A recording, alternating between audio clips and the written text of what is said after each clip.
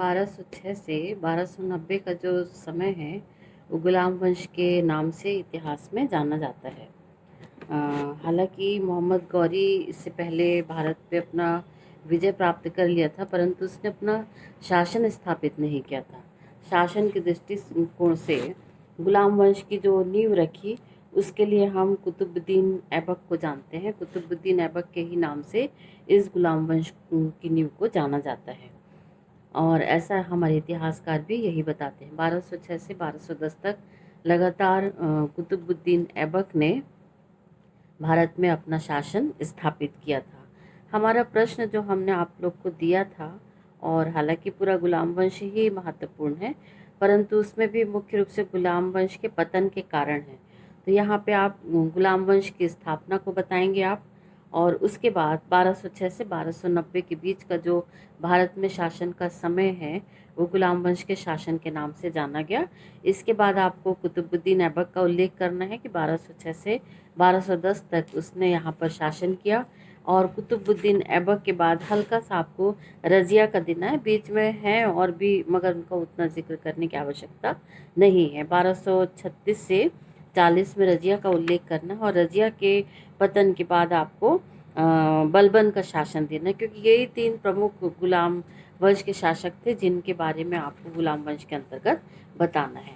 तो गुलाम वंश यद्यपि कुतुबुद्दीन के द्वारा स्थापित एक ऐसा वंश था जो भारत में एक लंबे समय तक अपना शासन स्थापित करना चाहता था।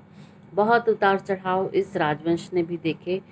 गुलाम वंश के शासन की जो कार्य करने की पद्धति थी वो केंद्रीय और प्रांतीय दो आधार पर बटी हुई थी, मगर उसके बाद भी वो क्या कारण थे कि उनके सुल्तानों की नीतियाँ ऐसी थी जिसके कारण भारत से उनका पतन हुआ।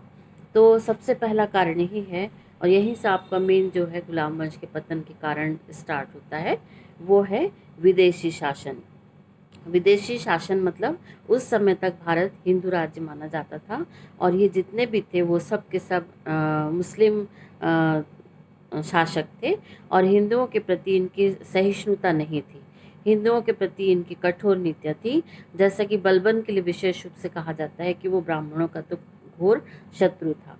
तो इस प्रकार से इन्हें विदेशी माना गया, और किसी भी शासन में तभी स्थायित्व बनता है जब वो हमारे बीच के ही शासक होते हैं। फिर निरंकुश शासक, निरंकुश मतलब वो सुल्तान जितने भी थे उनके अंदर अगर लोक कल्याण की भावना से किए गए कार्य नहीं होते और वो अपनी मनमानी शासन में करने लग जाते हैं, और शासन में अमानुषिक और अत्याचार पूर्ण रवैया जब रहता है तो भी ऐसे राजवंश का पतन होता है।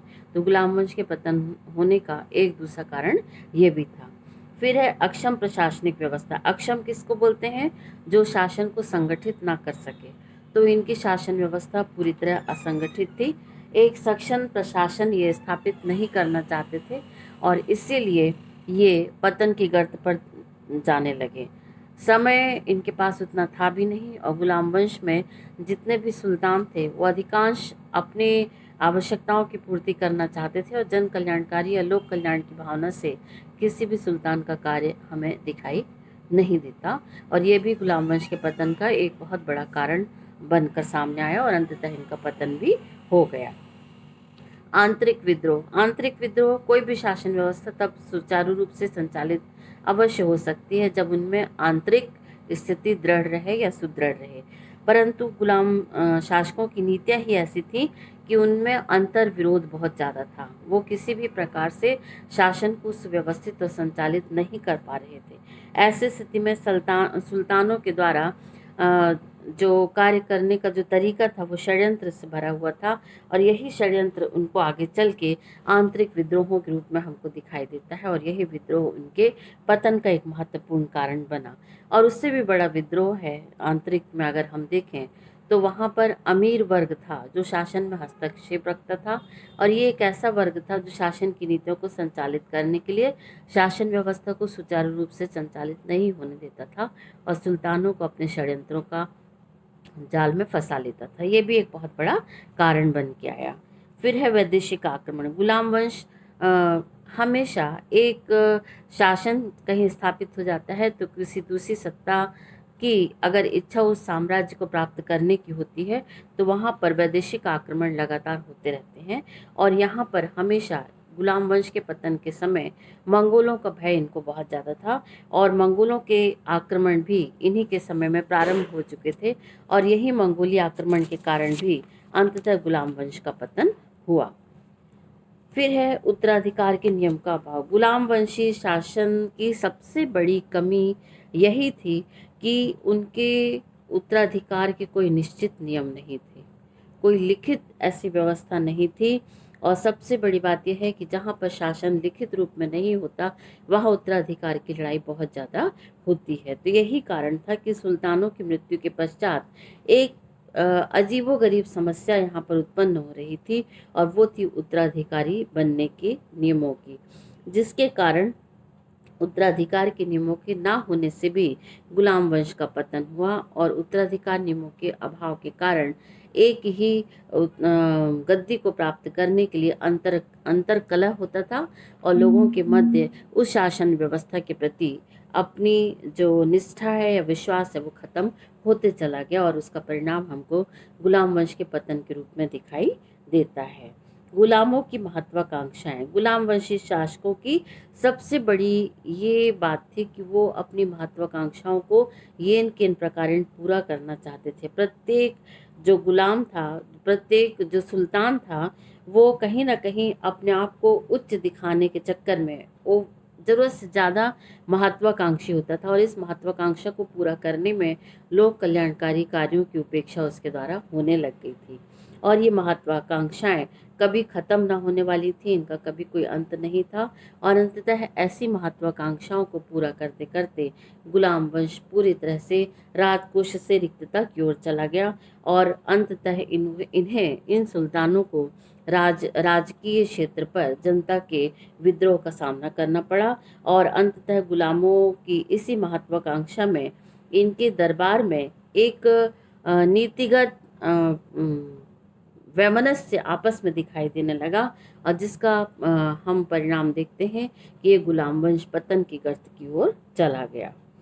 फिर है गुलाम शासकों की भूलें। अनेक गुलाम शासक ऐसे थे जिन्होंने कुछ कार्य अच्छी सोच के लिए किए थे, परंतु उसका परिणाम बहुत उल्टा आया, जिसमें खासकर 40 गुलामों के दल का जो संगठन किया गया था, वह संगठन किसी अच्छे उद्देश्य के द्वारा उनके द्वारा तैयार किया गया, परंतु बाद में ये हुआ कि इस 40 सदस्यीय दल पर किसी भी प्रकार का अंकुश इन गुलाम सुल्तानों के द्वारा नहीं लगाया जा सका, और अंत में इसी दल के द्वारा गुलाम वंश के विरुद्ध आवाज़ें उठाई जाने लगी, और शक्ति के अपने प्रदर्शन में ये बलवती होते गए, और सुल्तानों का जो पकड़ थी वो इस दल से ढीली होती चली गई, और जिसका परिणाम हुआ कि गुलाम वंश का यहाँ पर पतन हो गया। कई बार ऐसा भी कहा गया है, प्रोफेसर हबीब निजामी भी लिखते हैं कि वह गैर तुर्कों का एक प्रतिस्पर्धी दल मतलब 40 मंडल बनाकर तुर्क सामंतों की शक्ति को संतुलित करना चाहती थी, और इसी कारण उसका विरोध होने लगा। तो इस निजामी के कथन से भी स्पष्ट हो जाता है कि इस प्रकार के दल का गठन जिस महत्वपूर्ण उद्देश्य के लिए किया गया था वह उद्देश्य पूरा नहीं हुआ, और अंततः इनकी राजकीय शक्ति कमजोर होती चली गई, और गुलामों का यहाँ पर पतन हो गया। दुर्बल उत्तराधिकारी।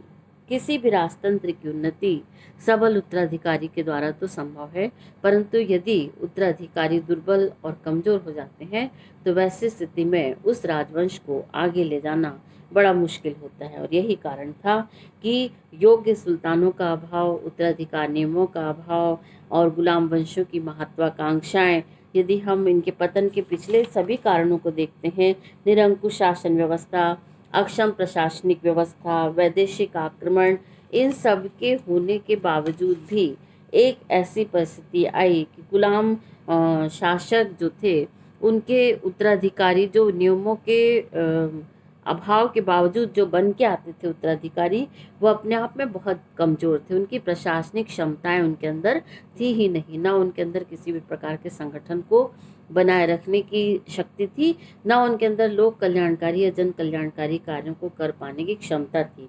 ऐसे बलबन का उत्तराधिकारी जैसे कैकुबाद था, कैकुबाद के लिए भी यही कहा जाता है कि वह बहुत ज़्यादा निर्बल तो था ही, साथ ही विलासी था। विलासी मतलब वो अपने स्वार्थों की ही पूर्ति करता था और जनमानस के कार्यों को नहीं करना उसकी एक मानसिकता थी।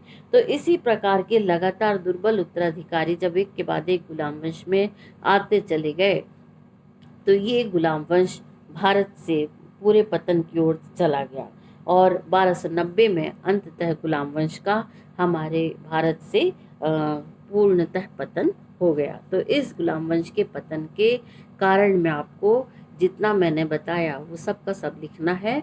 और चूंकि आजकल के प्रश्नोत्तर की भाषा एक लिमिटेड शब्दों के अंदर होती है, इसलिए आप जरूर इसका ख्याल रखते हुए इस प्रश्न का उत्तर तैयार कराएंगे। Thank you.